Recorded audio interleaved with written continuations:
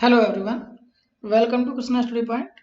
एक बार फिर से आप लोगों का स्वागत है 12th क्लास के मैथमेटिक्स में लीनियर प्रोग्रामिंग प्रॉब्लम्स के पार्ट 3 वीडियो में। आज हम डिस्कस करेंगे कुछ ऐसे क्वेश्चंस के जो थोड़े से और डिफिकल्ट टाइप के हैं।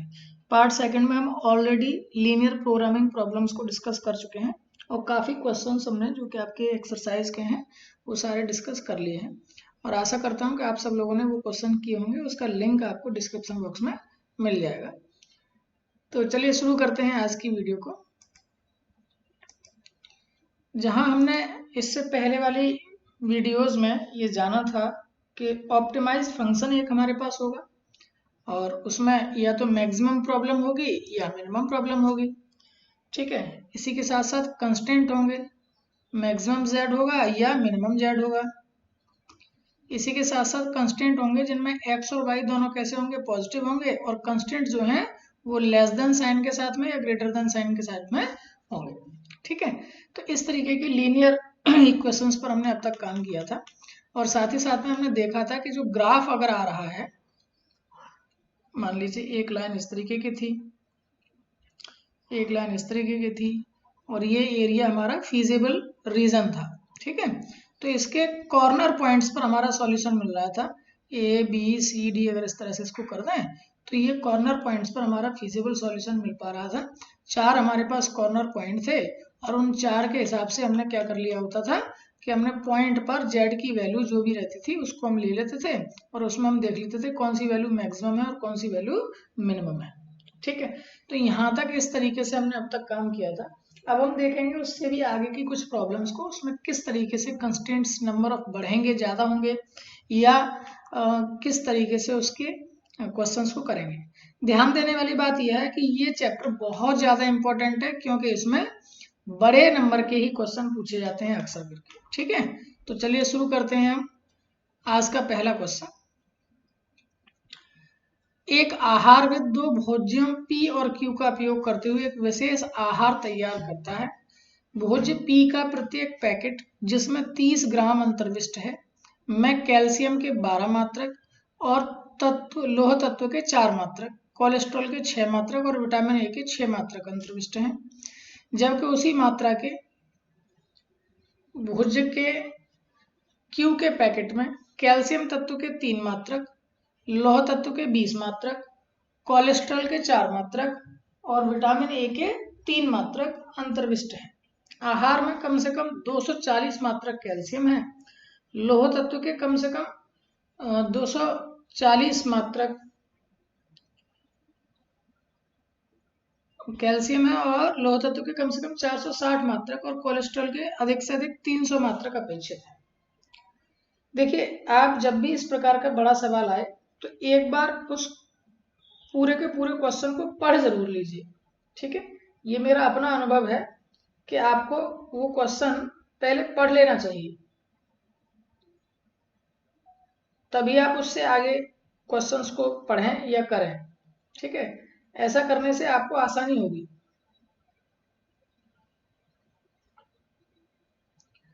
तो चलिए मैं इसको बनाकर देखता हूँ कैसे कैसे बना सकते हैं। मैं पूरा क्वेश्चन पढ़ लिया है, काफ़ी सारी चीज़ें हैं इसमें, तो हम थोड़ी देर के लिए जैसे मैं अब तक करते आया हूँ क्वेश्चन को, ठीक उसी तरीके से मैं यहाँ करके दिखाऊंगा। थोड़ा सा ऊपर ले लेता हूँ क्वेश्चन को। चलिए, हमारे पास दो प्रकार के भोज्य पदार्थ हैं, एक तो है पी और एक है क्यू। ठीक है, और इसमें मिलने वाली जो चीजें हैं वो क्या क्या है। एक तो है कैल्शियम।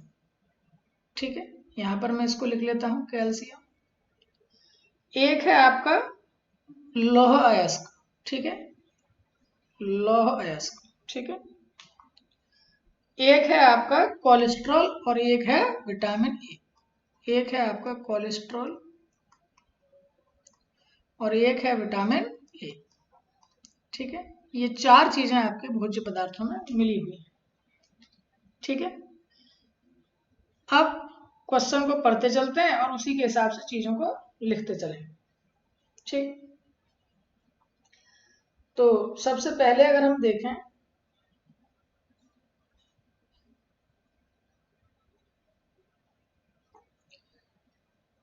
इसको ऊपर लेके जाना पड़ेगा। हाँ,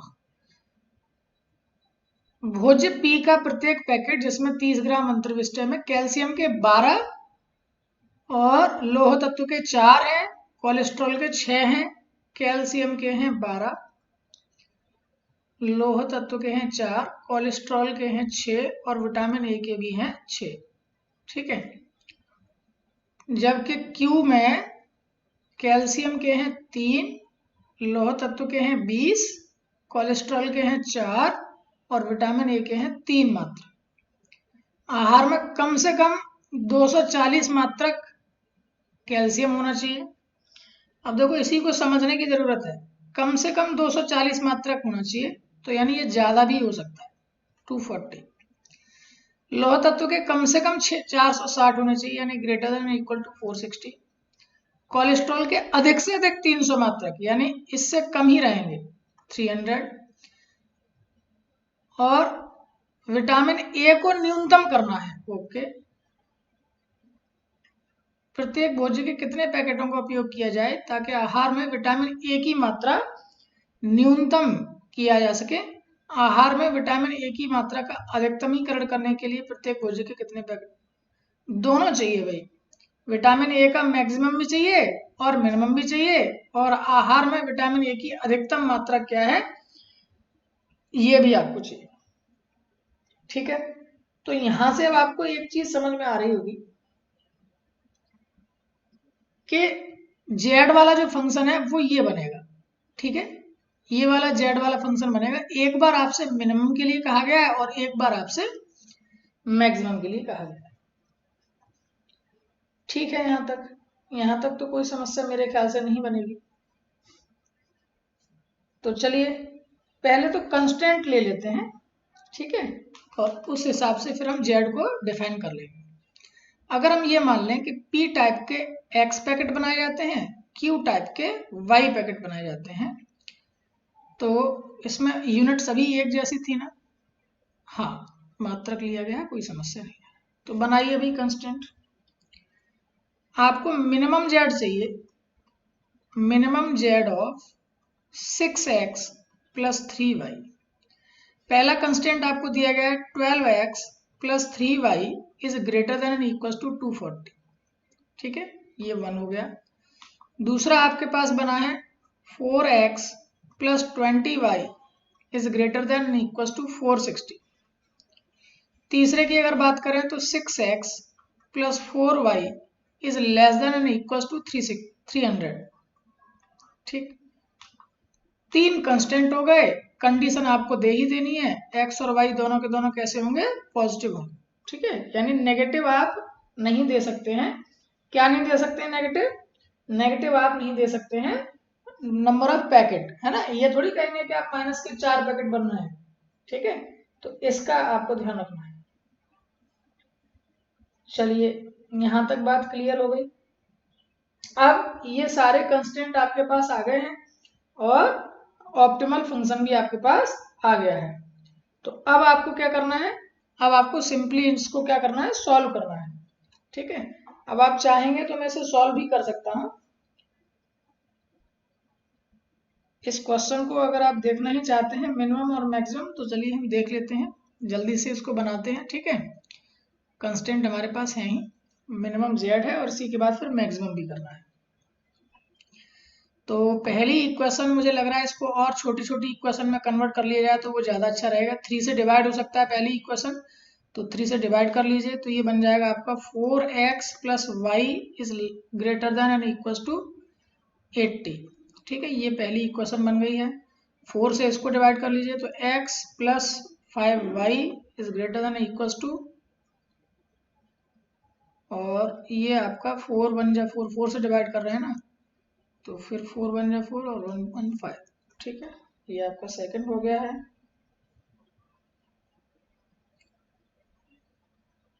4 1 जा 4, चलिए ठीक है। इसको किससे किया जाए, 3 से डिवाइड तो नहीं हो पाएगा, 2 से ही हो पाएगा, तो 2 3 जा 6 हो जाएगा, 2 2 जा और लेस देन 150। ये आपका थर्ड हो गया। ठीक है, ये हमने थोड़ी सी छोटी कर ली है ताकि कैलकुलेशन आसान हो जाए। अरे मैंने यहाँ पर स्पेस नहीं लिया है भाई।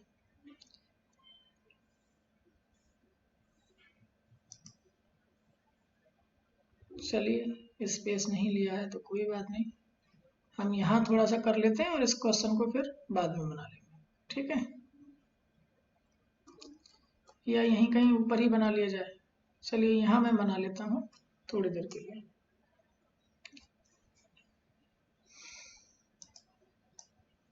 इसको हटा देते हैं जो पुरानी इक्वेशंस हैं, और यहीं आपका ग्राफ बन जाएगा। चलिए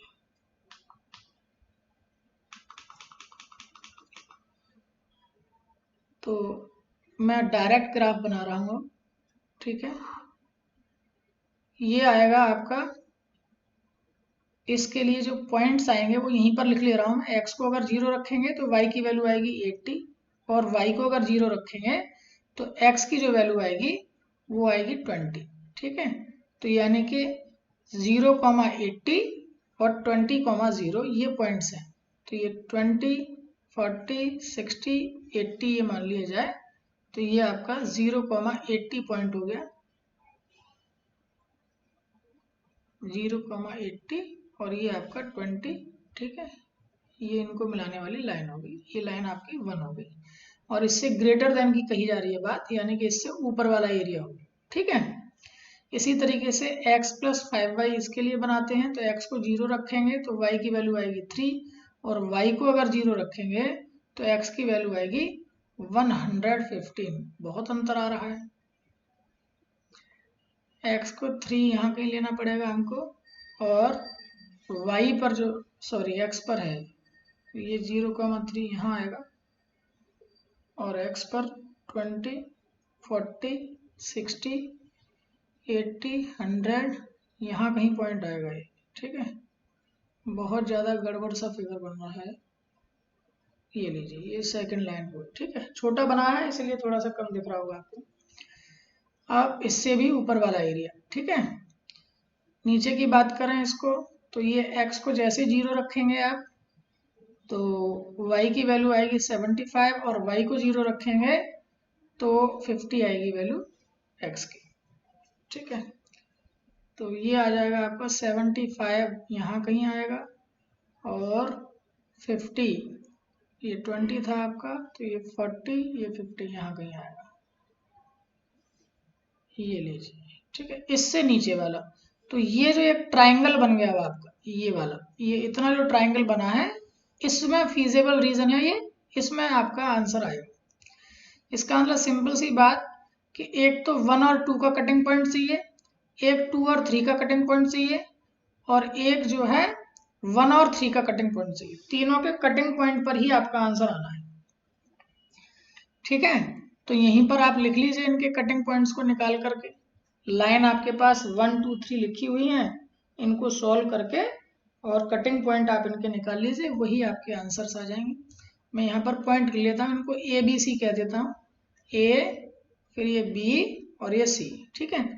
इनके कटिंग पॉइंट आप निकालेंगे तो ए वाला जो पॉइंट है वो है आपका लाइन 1 और लाइन 2 का इंटरसेक्शन पॉइंट। लाइन 1 ये है और लाइन 2 ये है, ठीक है। इसमें अगर हम ज़्यादा करें तो 5 से मल्टीप्लाई इसको कर लें क्या, इसको 4 से कर लेते हैं। 4 से मल्टीप्लाई करेंगे तो ये आपका 4x, ये आपका 20, और ये हो जाएगा 460।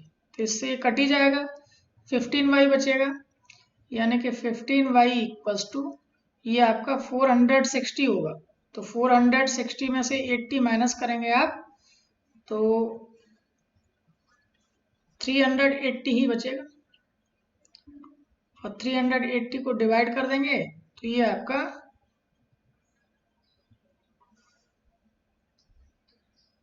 15 2 जा 30 हो गया, और 15 4 जा 60 हो जाएगा।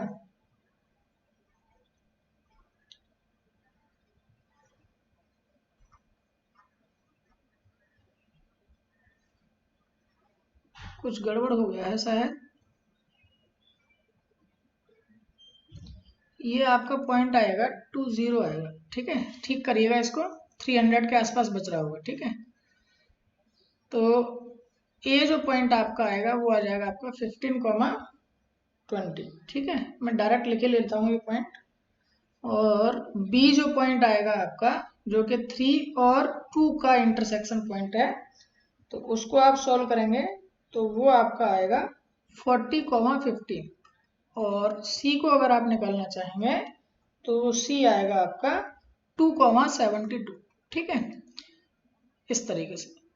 अब इसी पर आपको क्या निकालना है, जेड निकालना है। तो जेड में आप लिख करके रख लीजिए। तो 40,15 पर यानी पॉइंट बी पर जो है ये आपका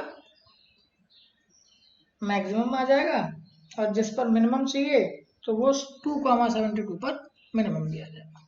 ठीक है, आप लोग अपने आप कर सकते थे, ये मैंने केवल आपकी हेल्प करने के लिए क्वेश्चन कर दिया है। इससे पहले बहुत अच्छे से सिखाए हैं कैसे करने हैं क्वेश्चन को। मैं केवल यहाँ लीनियर प्रोग्रामिंग प्रॉब्लम को मैथमेटिकली लिख कर बता रहा हूँ बस। ठीक है, चलिए इसको भी अब देखिए बनाते हैं। एक किसान है, 2 प्रकार के चारे हैं, पी और क्यू को मिलाता है यानी मिक्सचर करता है। पी प्रकार के चारे जिसका मूल्य इतना है, और पोषक तत्व ए के इतने 3 मात्रक हैं, बी के 2.5, और एलिमेंट सी के हैं 2 यूनिट, जबकि क्यू में है 200 रुपीज़, तो पर कॉस्ट है उसकी। और ए एलिमेंट उसमें 1.5 यूनिट, बी एलिमेंट 11.25 यूनिट, और सी एलिमेंट 3 यूनिट है। न्यूनतम आवश्यकताएं इतनी इतनी इतनी है। चलिए बना लेते हैं। तो वही P और Q है, मिक्स कर रहा है वो। ठीक है, यहाँ पर हमने थोड़ी देर के लिए इनकी कॉस्ट लिख ली है 250, और Q की जो कॉस्ट है वो है 200। ठीक है, क्या क्या चीज़ें इसमें मिली हुई हैं, एलिमेंट ए है, एलिमेंट बी है, और एलिमेंट सी है। ए के 3 यूनिट हैं, बी के 2.5 यूनिट हैं, और सी के 2 यूनिट हैं। जबकि क्यू में बात करें तो 1.5 ए के हैं, बी के हैं 11.25, और सी के हैं 3। टोटल जो नीड है उनकी वो ए की 18 है, और कम से कम है, न्यूनतम आवश्यकता है तो ग्रेटर देन के साथ। ऐसे ही यहाँ 45, और यहाँ पर ग्रेटर देन के साथ 24। संख्या ज्ञात करनी है थैलों की, तो वही एक्स और वाई मान लेंगे, जिससे कि थैले का मूल्य न्यूनतम हो जाए। ठीक है, तो यहाँ से बन गया आपके पास कंस्टेंट। मिनिमम चाहिए cost, minimum Z of 250x plus 200y। ठीक है, कंस्टेंट क्या बन जाएंगे आपके पास, 3x plus 1.5y is greater than equal to 80। दूसरा आपके पास क्या कंस्टेंट बनेगा, 2.5x plus 11.25y is greater than and equal to 45। अगला बनेगा आपके पास 2x plus 3y is greater than equal to 24। और ये लिखना आप कभी मत भूला करिए कि x और y बोथ आर कैसे हैं, पॉजिटिव। ये आपके पास कंस्टेंट तैयार हो गए। ठीक है, अब इन कंस्टेंट के साथ में अब आपको क्या बना लेना है, अपना क्वेश्चन तैयार हो जाएगा। ग्राफ बनाइए, सॉल्व करिए इसको। ठीक है, तो ये था आपका एक क्वेश्चन। अब चलिए अगले पर देखते हैं। इसका थोड़ा सा मैं आपको आइडिया दे दूं।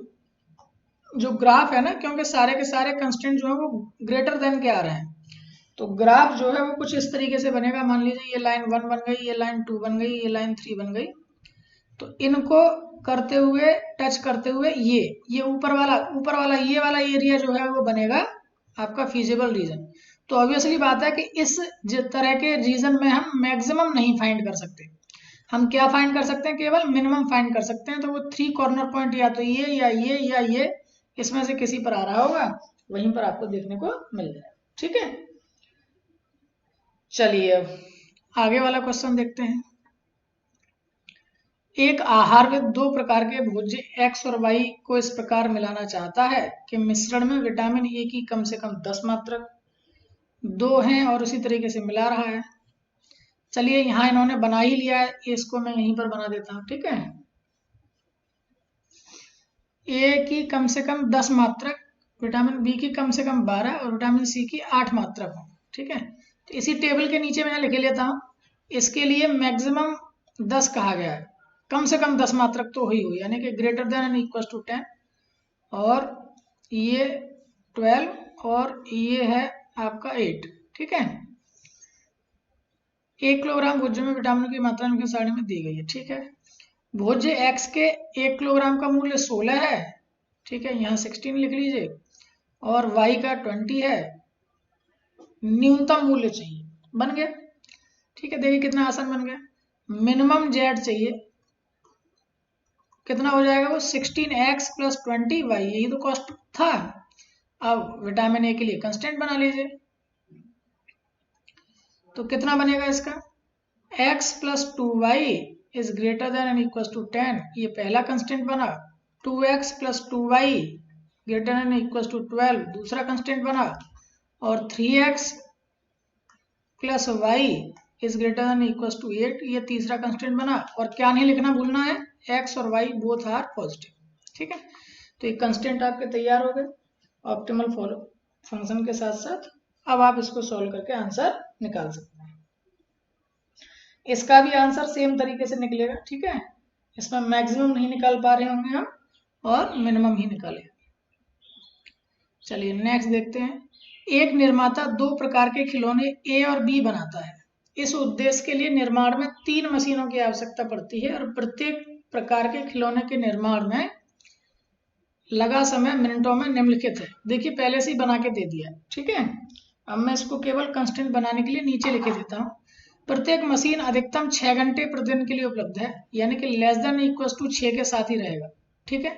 और न सिर्फ 6 बल्कि आप इसको मिनट में कन्वर्ट करेंगे, यानी कि इंटू 60 और करेंगे सबके साथ। 6 घंटे है ना, और टाइम दे रखा है मिनट में आपको, ठीक है, और लाभ दे रखा है इतना। तो अधिकतम लाभ कमाने के लिए प्रतिदिन ए प्रकार के 15 खिलौने, बी प्रकार के 30 खिलौने निर्मित होने चाहिए। सिद्ध करना है आपको, ठीक है। 15 और 30 आपका आंसर भी आएगा, ये आपको ध्यान रखना है। तो बनाइए कंस्टेंट, आपको मैक्सिमम जेड चाहिए। कितना कितना लाभ है, 7.50 एक्स पर और 5 का है वाई पर, ठीक है। कंस्टेंट बनाइए, तो कंस्टेंट हो जाएगा 12x plus 6y is less than equal to 360, पहला कंस्टेंट आपका।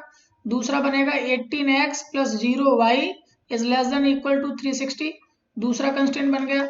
तीसरे की अगर बात करोगे तो 6x plus 9y is less than equal to 360, ये तीसरा कंस्टेंट। और लिखना नहीं भूलना है कि x y दोनों के दोनों पॉजिटिव है, ठीक है। अब इसमें आपको क्या करना है, मैक्सिमम निकालना है, ठीक है। मैक्सिमम निकालना है तो रीजन जो है वो बाउंडेड आ रहा होगा, ठीक है, लाइनों से घिरा हुआ होगा। लेस देन सिंबल के साथ है तो ऑब्वियसली बात है कि घिरा हुआ आएगा, ठीक है। चलिए अगला देखते हैं एक क्वेश्चन। ये बहुत इंपॉर्टेंट क्वेश्चन है और बहुत टिपिकल क्वेश्चन भी कहा जाता है। कई बार ये क्वेश्चन हो नहीं पाता है बच्चों से, तो इसको आप समझ लीजिए, और किस तरीके से आप इसको बनाएंगे भी ये भी समझ लीजिए। एक हवाई जहाज अधिकतम 200 यात्रियों को यात्रा करा सकता है। प्रत्येक प्रथम श्रेणी के टिकट पर 1000 रुपये और सस्ते श्रेणी के टिकट पर 600 का लाभ कमाया जाता है। एयरलाइन कम से कम 20 सीटें प्रथम श्रेणी के लिए आरक्षित करती है, तथापि प्रथम श्रेणी की अपेक्षा कम से कम 4 गुने यात्री सस्ती श्रेणी के टिकट पर यात्रा करने को वरीयता देते हैं। आप इसको समझिए कि 2 प्रकार की श्रेणी है, ठीक है। एक है प्रथम श्रेणी और एक है सस्ती श्रेणी कह दें, या उसको सेकंड श्रेणी कह देते हैं, ठीक है। ध्यान दीजिएगा इसको कैसे कैसे करना है, अभी हम बताते हैं। तो मान लीजिए कि प्रथम श्रेणी में x यात्री हैं, ठीक है, और y में जो है सेकंड श्रेणी में y यात्री हैं, ठीक है।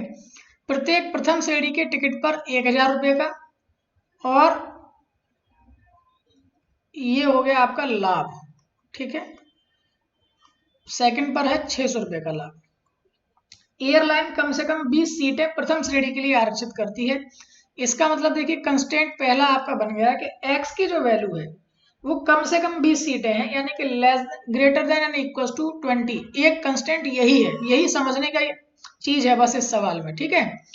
अब उसने ये भी क्या कहा, ये कंडीशन और जोड़ी है, तथापि प्रथम श्रेणी की अपेक्षा कम से कम 4 गुने यात्री सस्ती श्रेणी के टिकट पर यात्रा करने को वरीयता देते हैं, ठीक है। प्रथम श्रेणी की अपेक्षा कम से कम 4 गुने यात्री सस्ती श्रेणी के टिकट पर यात्रा करने की वरीयता देते हैं, यानी कि y जो है वो greater than and equal to है 4x, ये दूसरी कंस्टेंट है। यानी प्रथम श्रेणी में अगर x टिकट बिकी है तो सस्ती वाली जो टिकट है सेकंड श्रेणी की जो टिकट है वो उसके 4 गुने से अधिक ही है, यानी कम से कम 4 गुने तो हो ही हो, उससे ज्यादा हो सकती हैं। ठीक है, तो ये दूसरे आपके पास बन गई है, इसको आप तमीज से लिखेंगे तो आप पाएंगे कि ये कंस्टेंट बन जाएगा 4x माइनस का y is less than equal to 0। ठीक है, ये दूसरा कंस्टेंट इस तरीके से होगा। अब आपको कहा गया कि ज्ञात कीजिए कि प्रत्येक प्रकार के कितने कितने टिकट बेचे जाएं ताकि लाभ का अधिकतमीकरण हो सके। और मैक्सिमम z आपका क्या बन जाएगा, यहाँ पर मैक्सिमम z हो जाएगा आपका, वो हो जाएगा 1000x प्लस 600y।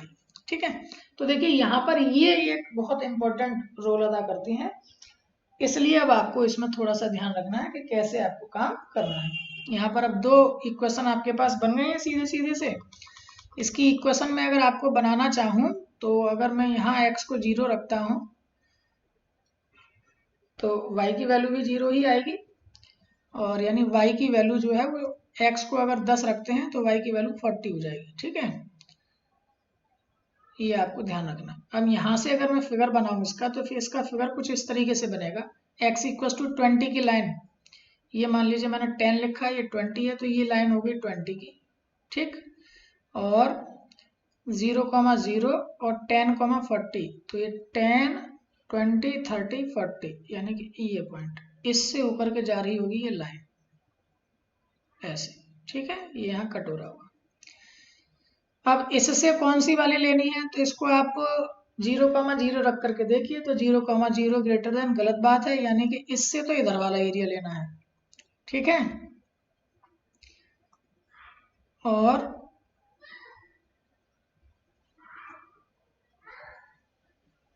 इस लाइन से तो इधर वाला एरिया लेना है, और इस लाइन से इधर वाला एरिया लेना है। ठीक है, तो यानी कि ये वाला एरिया आएगा इधर वाला। ठीक है, अभी इसको मैं और बड़ा करके बना दूं। यहाँ मान लीजिए ये लाइन थी आपकी 20 की और ये लाइन थी आपकी ये वाली, मैंने इसको थोड़ा ऐसे बड़ा करके बना दिया जिससे आप देख पाए, ये वाला एरिया आएगा।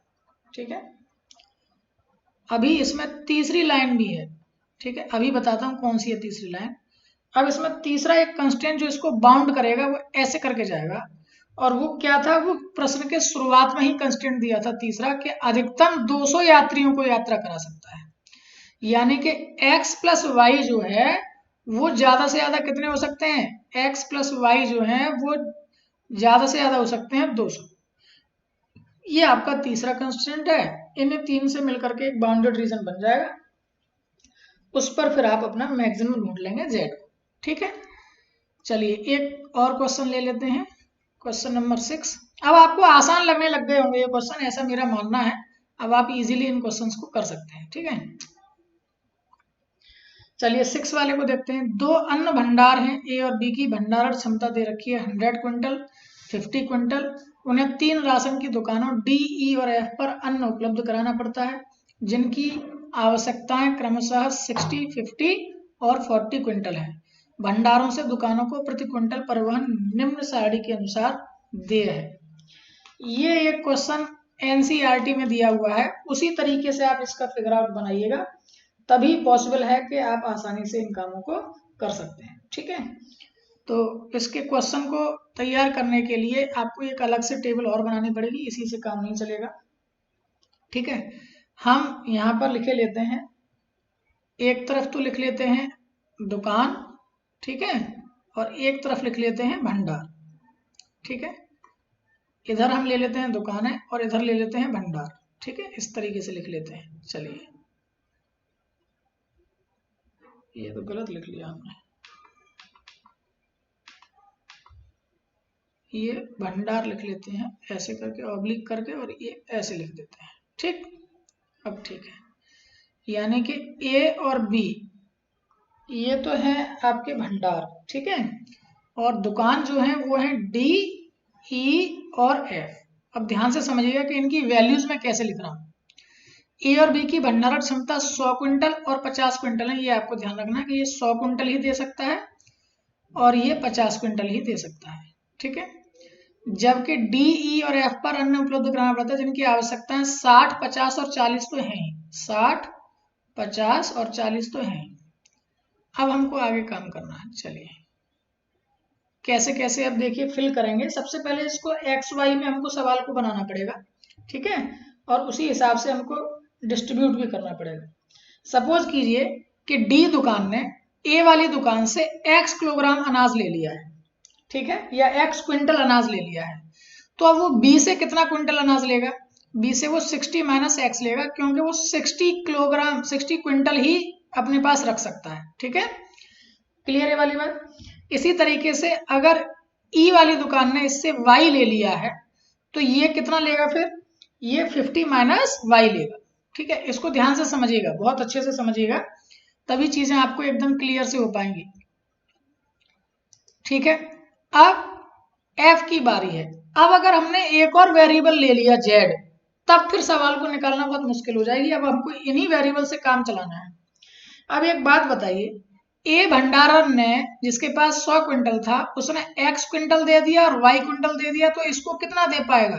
100 माइनस एक्स माइनस वाई, ठीक है। इसी तरीके से b के पास इतना उसने दे दिया और इतना भी दे दिया और 50 ही क्विंटल था, तो 50 में से इसको माइनस कर दीजिए, यानी 50 माइनस 60 प्लस एक्स हो जाएगा और फिर माइनस 50 और प्लस वाई हो जाएगा, ठीक है। यानी इसको और ठीक से लिखना चाहेंगे तो 50 से 50 कट गया, यानी x प्लस वाई माइनस 60 कह सकते हैं इस वाली वैल्यू, ठीक। इसी तरीके से अब क्या निकालना है आपको?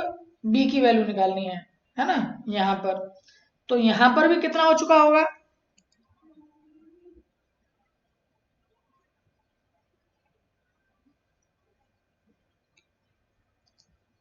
अब इसके पास इन दोनों का योग जो है वो किसके बराबर होना चाहिए? 40 के बराबर होना चाहिए, ठीक है। इसको हम किसके बराबर रखेंगे? 40 के बराबर रखेंगे, और यहां से भी फिर वैल्यू को हम निकाल लेंगे, ठीक है। अब यहां से जो कंस्टेंट हैं वो क्या क्या बनेंगे आपके, वो आप समझते चलिएगा किस तरीके से हम इन वैल्यूज को लिखेंगे, वो आपको समझ में आ जाएंगे। आपको चाहिए परिवहन, ठीक है। आपको ध्यान देना है, परिवहन चाहिए। देखिए यहां पर लिखा है परिवहन निम्न है, परिवहन व्यय के न्यूनतमीकरण के लिए आपूर्ति का परिवहन कैसे किया जाए? न्यूनतम जेड चाहिए, ठीक है, परिवहन व्यय के न्यूनतमीकरण के लिए। तो अब आपको चाहिए मिनिमम जेड,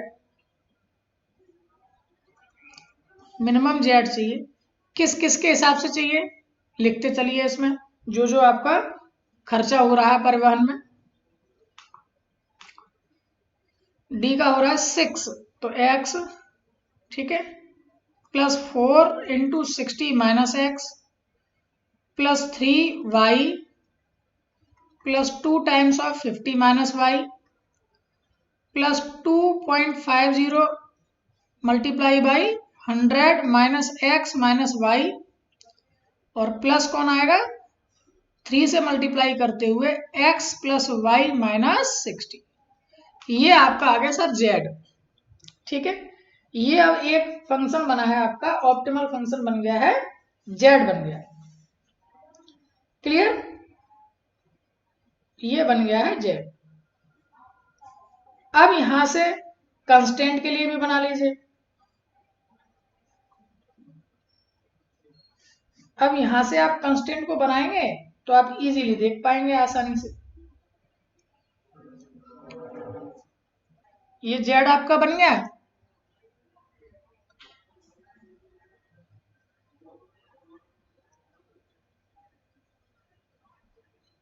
कंस्टेंट लेंगे आप तो पहला कंस्टेंट आ जाएगा आपका x की जो वैल्यू है वो less than and equal to है 60 के, y की जो वैल्यू है वो लेस देन इक्वल टू है 50 के, और तीसरा जो कांस्टेंट आपका बनेगा, x का 60 हो गया, y का 50 हो गया है, और तीसरा जो कांस्टेंट आपका बनेगा 100 माइनस एक्स माइनस का y और plus x plus Y minus का 60। किसी एक को ले लीजिए, ठीक है, किसी एक को ले लीजिए और उसको किसके इक्वल दिखा दीजिए? Less than and equal to 40, ठीक है। वो थर्ड आपका कंस्टेंट आपका बन जाए। तो इस तरीके से जब आप इसका फिगर बनाएंगे तो इसका फिगर कुछ इस तरीके से बनेगा, मैं आपको बनाकर दिखा देता हूँ। बस सिंपल सिंपल सी लाइनें ही बनेंगी एक्चुअली में, ठीक है।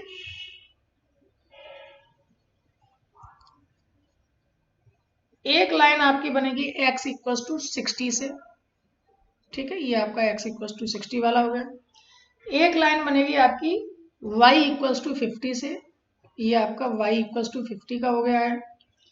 एक लाइन आपकी बनेगी जो 100 वाली थी, वो लगभग सेम पॉइंट से होकर के जाएगी इस तरीके से, ठीक। और फिर एक लाइन जो बनेगी वो आपकी इस तरीके से बनेगी, 4 कंस्टेंट के साथ, और ये आपका फीजिबल रीजन निकल के आएगा। इस पर आपको अपनी वैल्यू मैक्सिमम निकालनी, ठीक है। बात समझ में आ गई आपको? तो ये थे कुछ क्वेश्चन। इसी तरीके से अब आपको और भी आगे के क्वेश्चंस को कर लेना है। और वीडियो अगर आपको पसंद आया है तो लाइक और शेयर करना ना भूलें। और मेरे ख्याल से लगभग लीनियर प्रोग्रामिंग के सारे क्वेश्चन सब खत्म हो गए हैं। कोई भी क्वेश्चन अगर आपको लगता है कि ये हमें पूछ लेना है तो डिस्क्रिप्शन बॉक्स में टेलीग्राम ग्रुप का लिंक दे रखा है, वहां आप ज्वाइन कर सकते हैं और क्वेश्चन अपने सेंड कर सकते हैं, उनको हम फिर से अगली वीडियो में ले लेंगे। तो ये था आपका पूरा चैप्टर, आप इसको बहुत अच्छे से प्रैक्टिस कर लीजिए। बड़े मार्क्स का ये क्वेश्चन पेपर में ज़रूर पूछा जाता है। तो वीडियो अगर पसंद आई है तो लाइक और शेयर करना ना भूलें, और यूं ही ढेर सारे प्यार कृष्णा स्टडी पॉइंट को देते रहिए, बने रहिए हमारे साथ। मिलते हैं नेक्स्ट वीडियो में, तब तक के लिए नमस्कार।